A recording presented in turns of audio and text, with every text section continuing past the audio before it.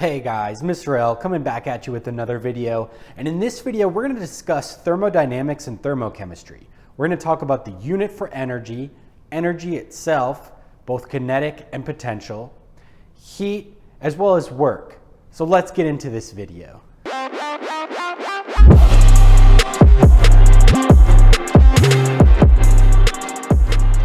So the first thing we're going to talk about is the idea of thermochemistry or thermodynamics. So what we're doing in thermodynamics is studying different energy transfers and heat transfers between these things called systems and surroundings.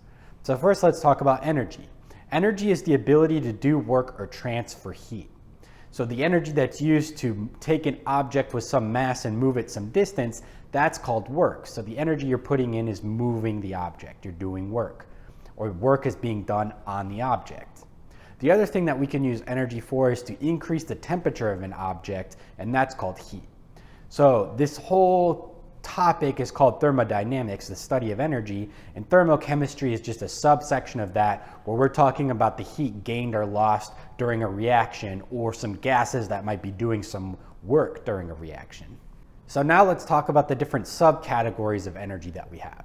We've got kinetic energy, which is associated with objects that are moving. So moving objects have kinetic energy. And the way that we can calculate that value is 1/2 mass times velocity squared.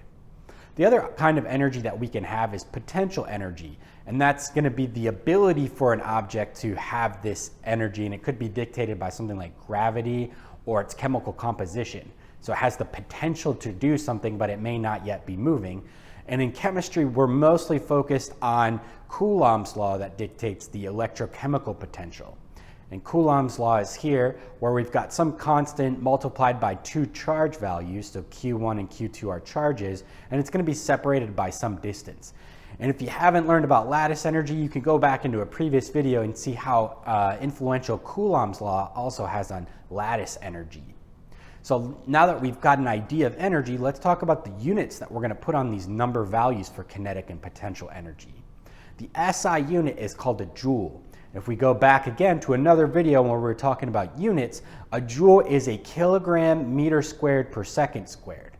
So it's going to be important to know that this is a derived unit made up of other base units. So again, a joule is a kilogram meter squared over second squared. There are other units, particularly the calorie, and 1 calorie is 4.184 joules. But this is not the same calorie that's in food. What's typically reported on a food label is a kcal or a kilocalorie. So just keep that in mind when you go to do your calculations. So now we have a little bit better grasp on the different types of energy. Let's start giving some other definitions that we're going to need to know in order to do the calculations. So we have the idea of the system. The system are the objects that we're going to be studying, and in this case it's going to be chemical compounds. So the chemical compound itself is going to be the system. Everything else has to be the surroundings. So the rest of the universe, the container the object's in, everything else has to be the surroundings.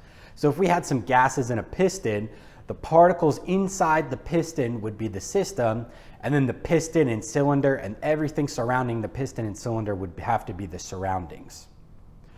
So let's also define what work is. Work is the energy used to move an object some distance. So work is equal to force times distance. Heat is the energy used to increase the temperature, and we should keep in mind that things go from high concentration to low concentration.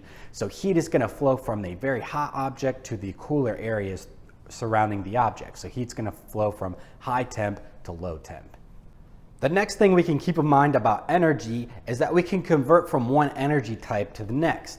So if we have a bicycle sitting at the top of a hill, this bicycle has really high potential energy due to the gravity pulling on that bicycle, but if it's not moving at the top of the hill, it's got no kinetic energy.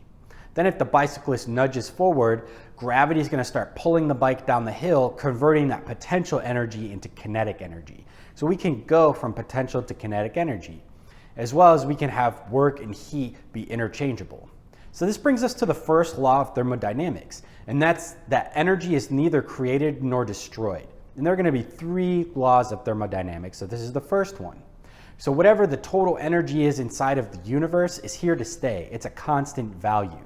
So that's going to be really important when we go to do the math.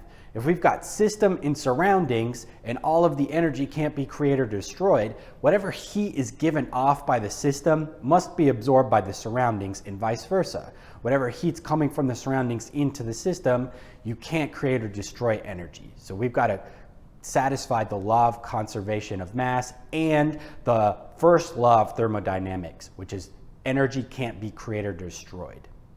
So the internal energy of the system, E, is going to be composed of two values, the heat that we have and the work that's been done. So delta E is equal to Q plus W. The other way that we can calculate the change in energy, delta E, is taking the final energy value of the internal energy of a system and subtracting the initial value. So delta just means final minus initial. So E final minus E initial gives you delta E. If our change in energy from beginning to end is greater than 0, we call this endergonic, or the system has absorbed that heat from the surroundings. If delta E is less than 0, if we have a negative delta E value, we call this exergonic, or the system's going to be dissipating energy out into the surroundings.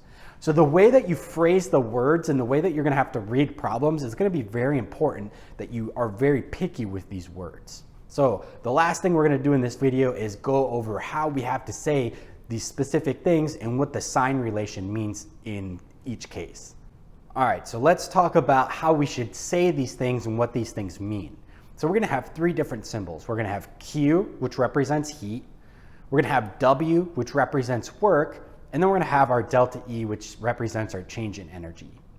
So if Q is positive, that means the system has gained heat.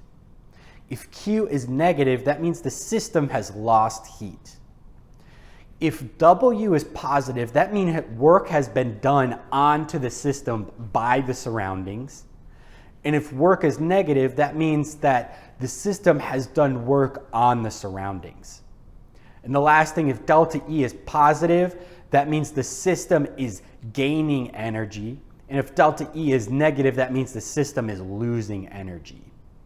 So there it is, you guys. There's a video on thermochemistry, the beginnings of thermodynamics, and the definitions of heat, work, and our change in energy, as well as the units that accompany these energy values. So if you like this video, smash the like button, send it to your favorite cacti, send it to your favorite actress or actor, and we'll see you in the next video.